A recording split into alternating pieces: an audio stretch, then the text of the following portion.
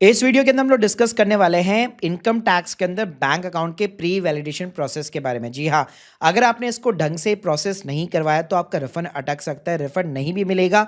साथ के अंदर इसके अंदर यहाँ पे आपका रिफंड रेस्ट्रिक्ट भी हो सकता है। तो जो भी कॉमन एरर्स है, इवन अगर आप आईटीआर को ई वेरीफाई कराना चाहते हैं, कई बार सिक्योरिटी सिस्टम के अंदर आईटीआर लॉगिन के अंदर आप बैंक अकाउंट को सेलेक्ट कर देते, तो वो कौन कौन से ऐसे इशू है, कैसे रिजॉल्व करना है, कैसे प्री वैलिडेट कराना है, सब कुछ डिटेल के अंदर बताऊंगा। तो प्लीज पूरा वीडियो यहाँ पे जरूर देखिएगा। यार वीडियो को स्टार्ट करने से पहले बताना चाहूंगा, अगर आप प्रोफेशनल एक्सपर्ट के थ्रू आईटीआर फाइलिंग कराना चाहते हैं या आप हमारी मास्टर क्लास के थ्रू बेसिक से लेकर एडवांस लेवल की भी चीजें सीखना चाहते हैं, link in the description box and you can trust over 1700 plus reviews. पहले बात करते हैं कि ये बैंक अकाउंट के प्री वैलिडेशन का ना मतलब क्या होता है। तो देखिए, इनकम टैक्स पोर्टल पे जब भी आप आईटीआर फाइल करते हैं, आपको मिनिमम एक बैंक अकाउंट तो ऐड करवाना ही पड़ता है। अब तो यहाँ पे ये गाइडलाइंस आ चुकी है, ऑलमोस्ट जितनी भी आपके एक्टिव बैंक अकाउंट्स है वो सारे ऐड होने चाहिए। और इसका बेस्ट तरीका है, आप माय प्रोफाइल सेक्शन के अंदर जाइए और यहाँ पे आपको दिख जाएगा माय बैंक अकाउंट। तो जब भी आईटीआर फाइल करिए उसके पहले मेक श्योर कीजिए यहाँ पे आपका एक अकाउंट जो है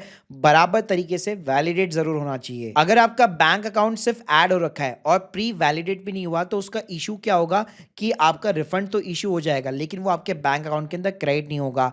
इसके अलावा कई बार ये होता है कि आपका पैन कार्ड आपके बैंक अकाउंट के साथ में लिंक नहीं होता, यानी अकाउंट आपका जो है प्री वैलिडेट तो है, स्टिल यहाँ पे आपको इशू फेस करना पड़ सकता है। तो चलिए पहले बात करते हैं कि यहाँ पे आपको अकाउंट ऐड कैसे करना है। तो सिंपली आपको ऐड बैंक अकाउंट्स के ऊपर क्लिक करना है। यहाँ पे ध्यान रखिएगा, आप जॉइंट अकाउंट भी ऐड करवा सकते हैं, कोई दिक्कत नहीं है, लेकिन प्राइमरी होल्डर के अंदर जिस भी इनकम टैक्स अकाउंट के अंदर आप लॉगिन करा रहे हैं उससे लिंक यहाँ पे जरूर होना चाहिए। मतलब अगर जॉइंट अकाउंट है तो प्राइमरी में आपका नाम यहाँ पे जरूर होना चाहिए। तो यहाँ पे ना सिंपली आपको अपने बैंक का अकाउंट नंबर वगैरह, इसके अलावा अकाउंट टाइप के अंदर सेविंग है, करंट है, या फिर आपका एनआरओ अकाउंट है या कैश क्रेडिट सीसी लिमिट वाला अकाउंट है, उसके अकॉर्डिंग टाइप सेलेक्ट कर लेना है। इसके बाद में यहाँ पे पूछेगा कि nominate this bank account for the refund. तो आपका जो टीडीएस का रिफंड होगा उसके लिए अगर आप नॉमिनेट करना चाहते हो तो सिंपली आपको यस बटन पे क्लिक करना है। उसके बाद में सिंपली यहाँ पे आपको प्रोसीड टू ई वेरीफाई करना है। पहले ये नहीं हुआ करता था, लेकिन अब ये ई वेरीफाई कराने भी लग गया है। तो यहाँ पे बेस्ट है, आप अपने आधार कार्ड से जो भी लिंक मोबाइल नंबर है उसके थ्रू यहाँ पे आप ओटीपी रिसीव कर सकते हो। तो फर्स्ट ऑप्शन सेलेक्ट करने के बाद में ओटीपी डाल देना है। तो जैसे आप यहाँ पे रिक्वेस्ट सबमिट करोगे उसके बाद में 48 आवर्स का आपको मिनिमम यहाँ पे जो है टाइम लगेगा बेसिकली वैलिडेट होने में। तो जैसे अगर आप अपने माई बैंक अकाउंट वापस सेक्शन के अंदर जाओगे तो यहाँ पे आप देख सकते हो वैलिडेशन इन प्रोग्रेस बता रहा है और यहाँ पे एक रेड मार्क आ रहा है not eligible for the refund.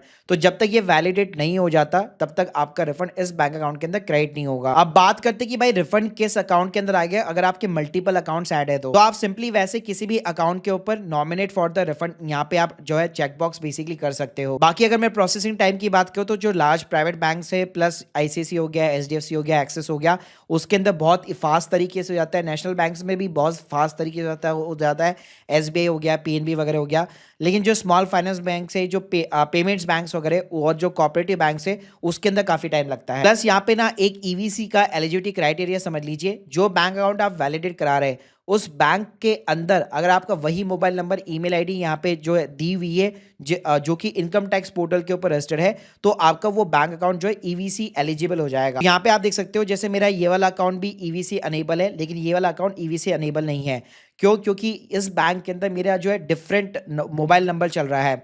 तो अगर आपका ईवीसी अनेबल होगा तो बस उसका एडवांटेज ये होता है कि आप आईटीआर जो है अपनी ई वेरीफाई करवा सकते हो ईवीसी के थ्रू भी। इसके अलावा लोगों को एक और प्रॉब्लम फेस करनी पड़ती है, कई बार जो है रेस्ट्रिक्टेड रिफंड करके एक एरर देखने को मिलता है। तो यहाँ पे मैं बताना चाहूंगा, घबराने की आपको बिल्कुल भी जरूरत नहीं है। अगर बैंक के अंदर जो आपका नाम दिया हुआ है और जो आपके पैन कार्ड के अंदर नाम है, दोनों के अंदर कुछ भी डिफरेंस है तो इस तरह का आपको एरर देखने को मिलेगा। लेकिन अगर 50 लाख के नीचे का रिफंड है तो वो इजीली क्रेडिट हो जाएगा, उसमें कोई दिक्कत नहीं आएगी। सो गाइस, अब आप लोगों को समझ में आ गया होगा कि बैंक के प्री वैलिडेशन का कितना ज्यादा यहाँ पे इंपॉर्टेंस है और कैसे आप प्री वैलिडेट करा सकते हो। बाकी अगर आप लोगों की कोई भी डाउट्स है कमेंट बॉक्स में जरूर बताइए। प्लस अगर आप डिटेल के अंदर चीजों को आईटीआर फाइलिंग के साथ में टैक्स प्लानिंग सीखना चाहते हैं, link in the description box. और आप लोग की जो भी डाउट्स है कमेंट बॉक्स में जरूर बताइएगा। Thank you guys, thank you very much.